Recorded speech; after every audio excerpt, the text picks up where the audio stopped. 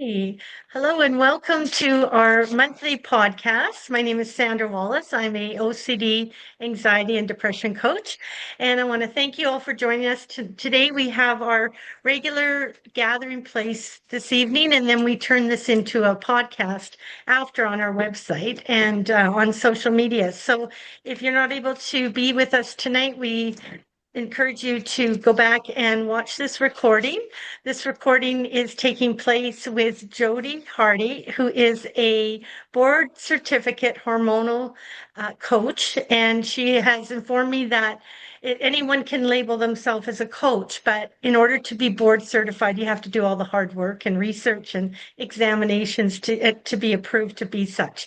And you'll quickly learn that she is definitely experienced and equipped to be able to make impacts and differences in people's lives. So without further ado, with 30 years experience to back her up for tonight's session, we are going to get started. So we welcome you, Jodi. Hi, Sandra. Thanks for having me. And Lois, thanks for joining. Okay, so some of the questions that came to me, Jodi, when we posted and was promoting the event earlier in the month, in the last several weeks, was what is the relationship between hormonal decline and cognitive decline, and do conventional pharmaceutical treatments alleviate cognitive deficits in a similar way that they alleviate menopause signs and symptoms? So I got to I make know, sure I stay in my yeah. lane here with that question. It is a great question, and I always like to refer to a study done on military veterans that was done in 2018, and they had traumatic brain injury. And what they discovered in this study is that those who had traumatic brain injury also ended up having hormonal imbalance. So, brain injury can cause hormonal imbalance. Mm. Now, when they reverse engineered this study, they discovered that hormonal imbalance can mimic brain injury. Now, why is this important? This is important because when you go through a traumatic experience, when you have spousal betrayal. We know that under an MRI, it it looks like you have sustained brain damage. And the same can be said for those that have lost a child. So any parent that has lost a child, they instantly also receive brain damage. So in question two, like how does this affect cognitive decline? We know that when you have a brain injury or concussion, that causes an adhesion on the brain. Over time, those adhesions get worse. We know under a microscope that Alzheimer's, dementia, the same type of adhesions appear on the brain as do concussion adhesions. Okay, so this is how mental health coincides with the brain. This is how hormonal imbalance coincides with mental health. So, one of the biggest things that women complain about, and I actually just did a video recording for a talk that I was invited for about this, where women are feeling like there's brain fog, there's chronic fatigue, right? We lose dexterity. We walk into rooms and we can't remember why we're there. We get depressed. Our anxiety levels get higher. Men, you also go through a menopause. It's actually called andropause. So when we joke and we say, oh, he's going through a midlife crisis, it's actually what is happening is that you're going through andropause. Okay, women go through menopause, men go through andropause. Women, our estrogen lowers, our testosterone raises. Men, we do the reverse. Your testosterone lowers and your estrogen comes up. Okay, so in both cases, body pain can be experienced. Cognitive decline can be experienced because the brain actually needs these hormones. The brain, Mhm. our bodies are designed to have these. And this is really important for women because we don't magically become like men after menopause or during peri, okay? Men have a 24-hour cycle. They're the same in, day out, month after month, okay? Women were anywhere from 21 days to 42 days, okay? We don't magically go into a 24-hour cycle post-menopause. We stay in our average cycle after menopause. We just don't get the show. So this is why it affects cognitive decline. This is why it affects the brain. This is why pain levels increase. This is why it affects our dexterity, and it's why it causes personality changes. So when women say, I'm depressed, I have anxiety, I have OCD, like I'm getting like all of these diagnoses, like the new thing and the hot topic in my world is that, oh, I have the ADHD. I had it all my life, apparently. Oh, I've got ADD. Oh, I'm on the spectrum, right? Are you? Or is it because of hormonal imbalance? So that's how the brain and mental health interact with hormonal imbalance for both men and women. Wow, that's a lot of info. And that's really good information that I was not aware of. I don't know if the audience has been aware of any of that. So that's a great question. And thank you for that question that came in. So, second question is mood swings can feel like a moral failure for people of faith. How do you help clients separate symptoms from character, reduce shame, and develop a simple boundary script they can use at home or work during a flare up? Flare up or human tendency. Yeah. Because as we just finished talking about when our estrogen drops, our testosterone goes up, right? And if you can imagine young men, they get into a bar fight and then they're buddy buddies afterwards, right? And we as women are just wondering, like, how can they do that? Women, we don't get into bar fights. We get into office fights. We get Mm. into family fights. And typically, this happens in our luteal phase, at the end of our luteal phase. Okay. So, right before our period. Okay. And so, we just learned that we still go through all four phases, even post menopause. Okay. So, knowing where you are in your phases really does help. Okay. Because when we know where we are in our phase, if we're at the end of our luteal phase, imagine we're that man who's getting into that bar fight because all we want to do is pick a fight. All we want to do is argue, and like the stoplights are bugging us, and the child crying in the restaurant is bugging us, and the shopping cart, the wheel is busted, and that's bugging us, and our husband sitting next to us is breathing, and like, does he have to? Right? Yeah, I often say to my husband, stop breathing. You're keeping me Right? awake. Like chewing sounds of chewing the food. Like, really? Can you just like not eat? Do you need to eat? So, like, everything bothers us, right? And so, knowing where we are in our phase is number one. This is how I coach clients.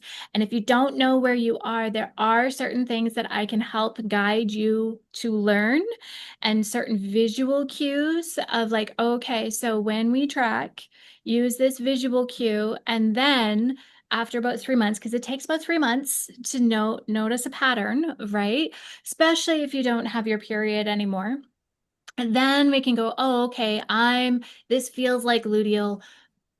This is why I'm having this fluctuation, right? And just having open communication in the home.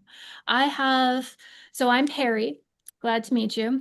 Um, and my girls are 21 and 18. So they're still figuring out their cycles and they're still pretty hormonal and all of that. But we have open conversations in our home where it's like, you know what? I'm luteal today. Like I don't think today's the day to cross me sideways. Don't push me, right? And we have the freedom in our home to be able to communicate with each other that way and being able to communicate with our partners that way of like, hey, I'm in ovulation. I need to be able to use all my words and talk a mile a minute, and I just need you to listen to me. Perfect. Great. Fantastic. Right. Or follicular. My daughter, River, I love her. She's 18. When she's in her follicular phase, my whole house gets cleaned. I love follicular phase, right? So just learning the strengths that each phase Mhm. gives us. And Yes. luteal, even when we're having a mood swing, okay? Because the Mhm. question was about how do I coach mood swings and how do I navigate that, right? One, learning what phase you're in, learning where your spikes are, right? Because if we can predict them, we can prepare for them, whether that's making sure the home is extra organized, making sure that everything is in its queue, right? Like imagine syncing your life with the different phases you're in and knowing when they're going to come. Mhm. Like game Mhm. changer, right? So even my Yes. girls' boyfriends are now asking me questions about certain hormonal things. And I'm so grateful. There's some times where I sit back and go, your mom failed you. But like having these conversations in mixed company, and I know our Mhm. generation and the generation before me are not as forward, right? But being comfortable in our homes to be able to express that. And then if we're out in public and we know that we're edgy, being able to talk to ourselves when we are getting pissed off or in that flare up and going, this is actually not a them problem. This is a me problem. Like I will use my Mhm. inner voice and I will hold myself very stiff and I will breathe and I will look at the person in front of me and I'll be like, you know what?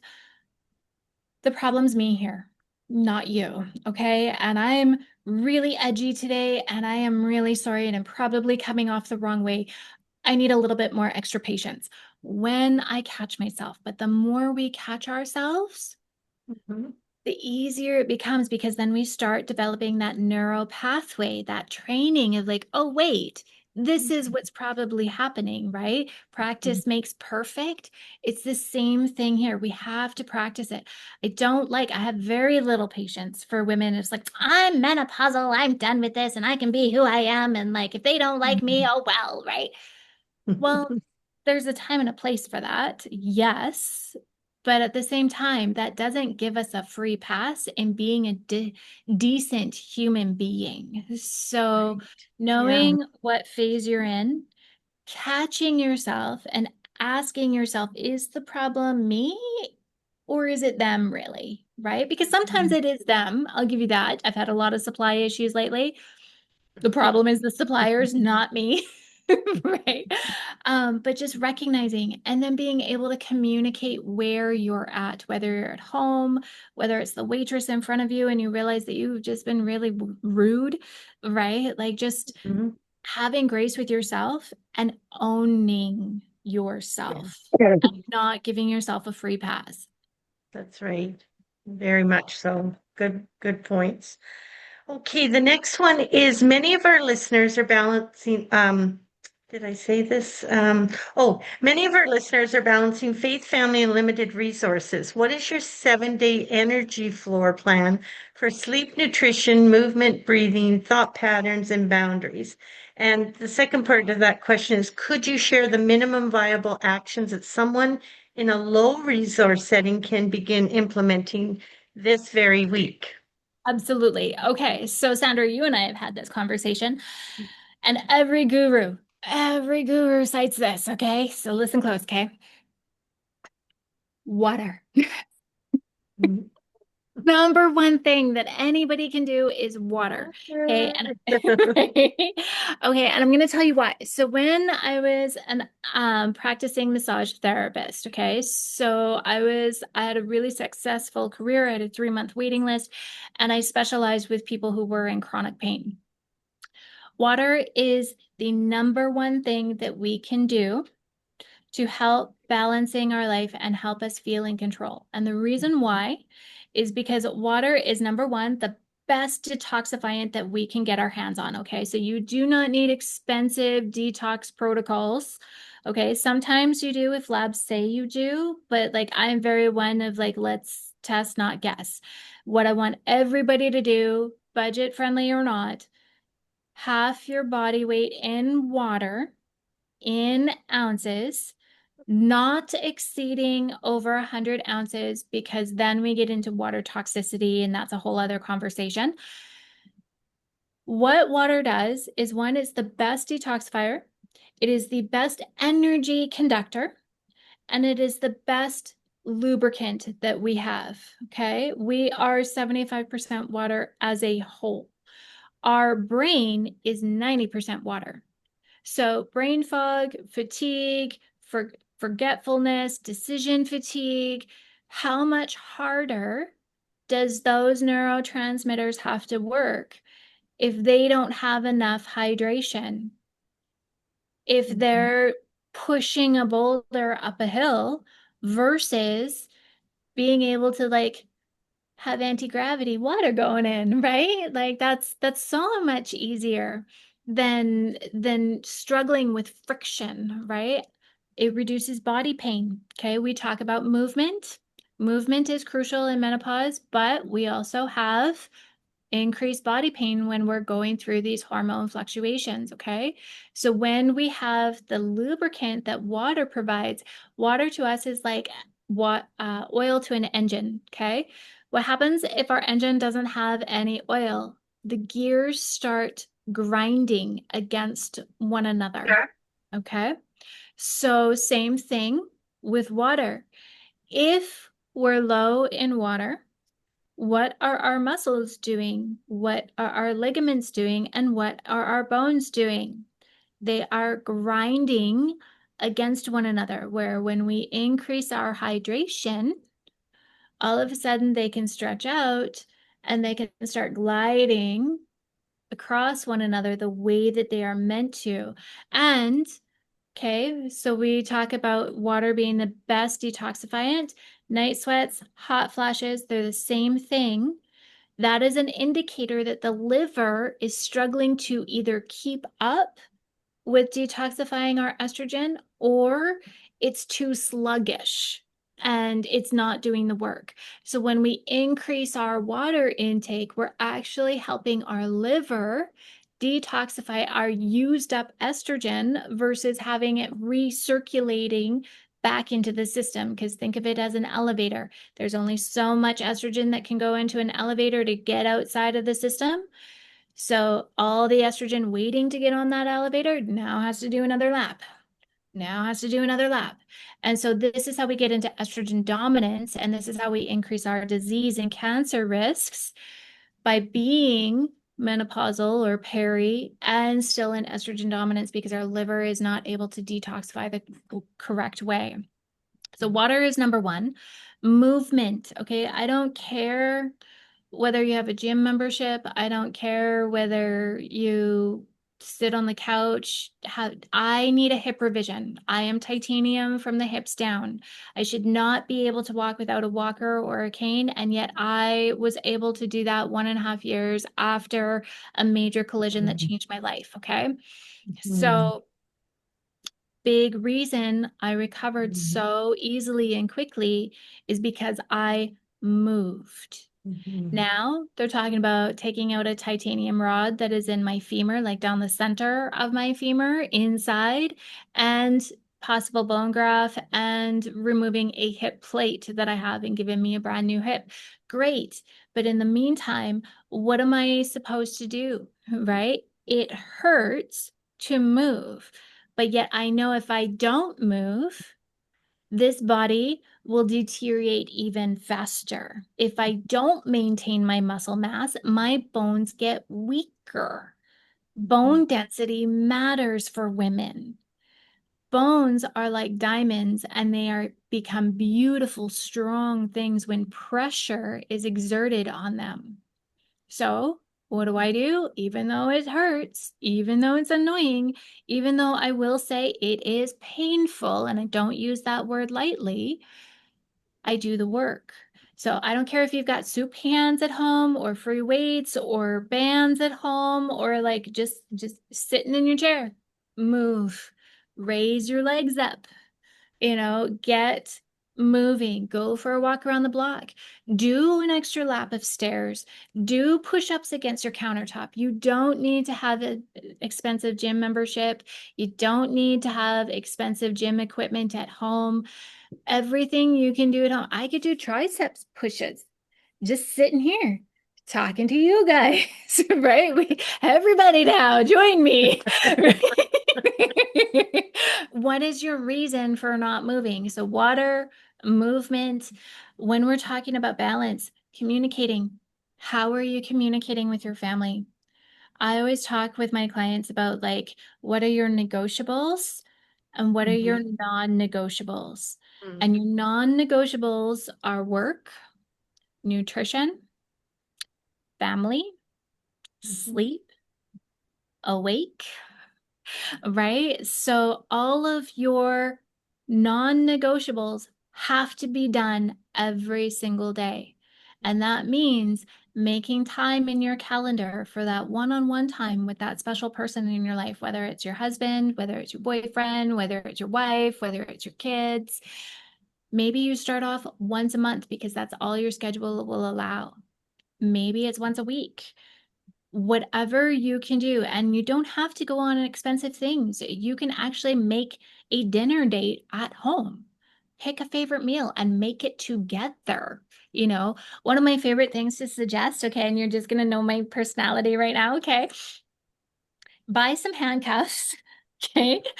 And put them one hand on you and one hand on the person that you're having a dinner date with, and then cut up vegetables. Cut up your meat that you're preparing, right? Like you have to Mm. work together. So you could do this with your kids, I like that. with it that know how to wield a knife, right? You can Okay, do this that's with your fun. partner.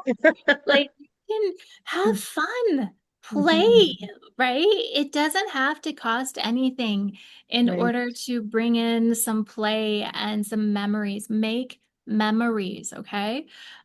So that would be number three of like balance, right? We get so caught up in like all the responsibilities. Mhm. When are we breaking the rules? When are we putting in some play, right? Like Yeah. I'm sorry, if we have a really nice day here, I got online saying that Edmonton has been flooding. We've had maybe 8 days of summer this season. If I get a really nice day and I look at my schedule, I'm like, this is a day I could totally play hooky on. My clients might get, I'm sick today, call. And I'm going to go to the beach. Uh, Right? Good. But as long as it doesn't ethically conflict with you inside, and as long as it's not harming somebody else, Mhm. break the rules, right? Wear something risky, wear jammies to work. Go, my hair today is a different style.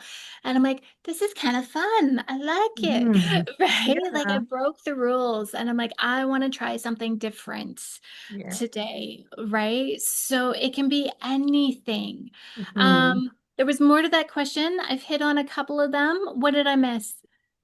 I think that's good. So you've talked about what you could do today, the nutrition, breathing, the thought patterns. What about boundaries? Can you talk like elaborate more on the boundaries? Like, because we're not always good at setting boundaries, and I always tell my clients that I work with, especially with anxiety, because they're trying to be people pleasers all the time. And so I get them to work a lot on the boundaries and setting firm boundaries so that they don't get caught up in that spiral. So what would you suggest in your line of work? In my line of work, I always advocate for let your no's be no's and your yeses be yeses. Hmm. Okay. Nice. And the important thing about that for me is integrity, Hmm. right? Are you saying yes and can you deliver on your yes one wholeheartedly with no regrets, no remorse, no like, oh, I hate doing this. I don't want to do this, right? And are you saying no because, you can't do it or it affects you mentally, physically? Like for Hmm. me, because I deal with chronic pain all the time, if I say no to something, it's because I'm looking down the pipeline going, okay, I'm going to be chasing pain after this, Hmm. right? Or if my calendar is filled with business things and I'm supposed to take on one more thing, and I'm like, you know what? I can't show up for you the way that I want to if I say yes to you. Because every time you say yes to something, you're saying no to something. Mm, And yes. every time you say no to something, you're saying yes to something else. Mhm. So for me, it's about living in integrity and less about boundaries, right? Because when we're living in integrity in our marriage, in our faith, in our work, in our friendships, in our relationships with ourselves, if we want to Mhm. talk about boundaries, that is our relationship with ourselves, Yeah, that's a good point. right? Yes. Are we in integrity with ourselves, Yeah, that's a good right? one. And when I ask myself this question, I'm like, is this in alignment with my integrity? And if the answer is no, then it's a really easy no for me. And I don't have to Mhm. justify it anymore because that's Right. just not who I am. If I have a public speaking engagement, I am going to move heaven and earth about everything else so that I can honor that commitment. Because if I let them down, Mm-hmm. I'm letting down the host. I'm letting down the person that recommended me. I'm letting down the audience that has come to hear me. And I am letting down my integrity of not showing up of who I am. Very good. And I approach that with my family, with my Mm-hmm. career, everything, friendships.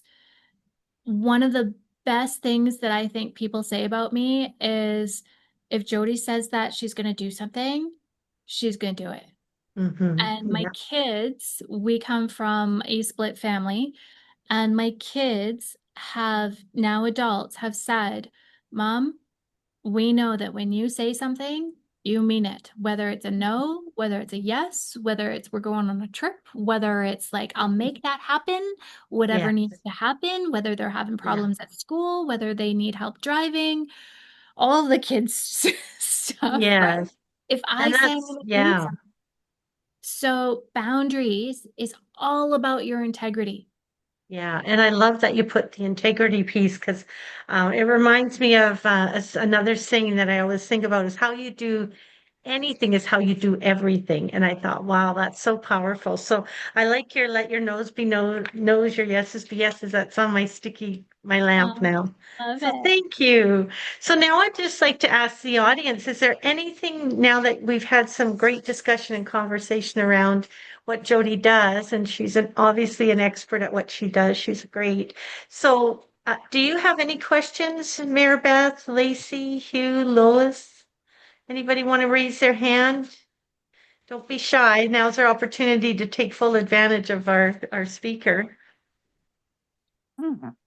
One thing that I did not touch on that was part of Yes. Hugh's question, and I hope he listens to the recording here because He's in and out, but he's getting in and out, but I don't know if it's because where he's yeah, staying, he's on a motorcycle ride and I that's don't know if the okay. internet's bad. That's okay. But go ahead. Yeah, elaborate Yeah, on that, it was please. about the pharmaceuticals and mental health. And I, having had postpartum, I've lost a child, so I know deep grief.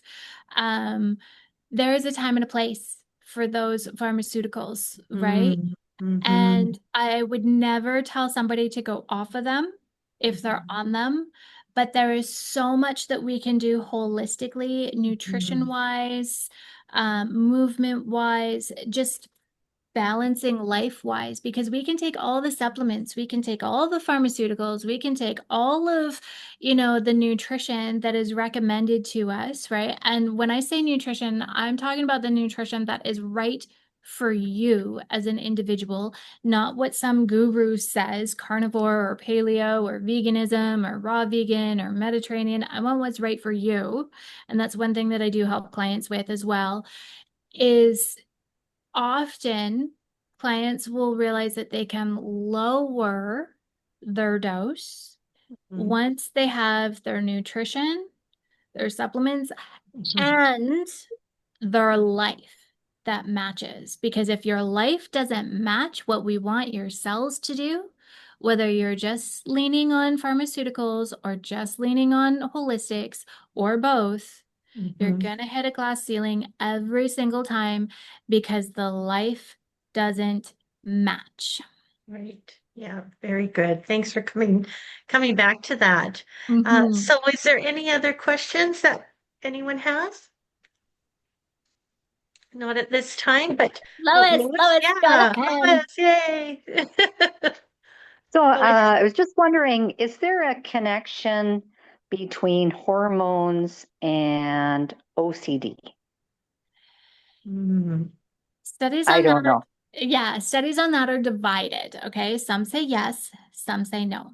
Now, being in Hmm. the alternative field since 96, I tend to use a lot of common sense, right? And there's always a middle ground because we can find studies that prove our way of belief always, right? Like I'm more alternative minded. I can find a plethora of studies of how alternative medicine can help hormonal imbalance. But then if you go on the pharmaceutical side, the pharmaceutical side will say, no, only pharmaceuticals can help with this, right? So what's in the middle? So the relation between OCD and hormones, absolutely, I think they are apart. Okay. I actually believe that OCD is made worse when we don't have structure, when we feel out of control, when we feel like we're going crazy, which are all hormonal symptoms. Okay. Mhm. So I think we can actually aid OCD and we can actually make some of the symptoms and tendencies of OCD a little less. My daughter, River, who I mentioned, the one that loves to clean my house in follicular, she actually needs everything in its place, in its order, and she is very like out spots out, right? Like she's washing hands like dirty all the time, right? And so there are things that I've implemented for her holistically, not just supplement or nutrition wise, but just like lifestyle wise to help her feel more in control so that she's not so obsessive. Mhm. Right. So, and when she doesn't use the tools in her toolbox that I know work, then I'm like, River, do your thing, right? Get back on track, right? So, and but we also know that hormonal fluctuations happen, right? As women, we're never the same, right? And so being aware of how we need to shift, we need to change. What works for her at 18 is probably not going to work for her when she's 25 and has kids. Right. So being able to be fluid and learn new things and not just rely on the toolbox from 1980. Does that Mhm. help answer your question? Hmm. Hmm. Thank you for the question, Lois, and thanks for answering that, Jody. Anybody else have a question?